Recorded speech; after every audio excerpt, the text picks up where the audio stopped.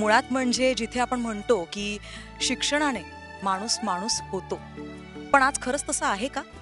आणि आम्ही हे खरंच मांडतो की आजचं शिक्षण जे बाजारीकरणात, आजची कला जी बाजारीकरणाच्या चौकटीत अडकली आहे, ती खरंच माणसाला माणूस म्हणून घडवतीये का?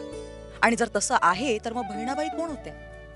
तर बहिणाबाई आणि सावित्री होण्यासाठी ह्या बाजारीकरणाच्या चौकटीत अडकण्याची किंवा शिक्षणाचा पाखंड करण्याची गरज नाहीये. शिक्षण ते जे आपल्यात माणुसकीचा बोध जागवेल, जो आपल्यांमध्ये विचारांची ठिणगी पेटवेल.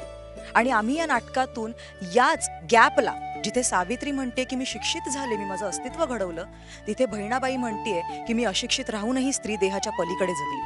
तर या दोघांचा जो एक साम्य आहे की ते दोघीही माणुसकीसाठी प्रतिबद्ध होत्या, कारण त्यांचे विचार सशक्त होते. आणि आम्ही या नाटकाच्या माध्यमातून लोकशास्त्र सावित्री या नाटकाच्या माध्यमातून लोकांमध्ये माणुसकीचं शास्त्र घडवत आहोत, जे सावित्रीने घडवलं आहे.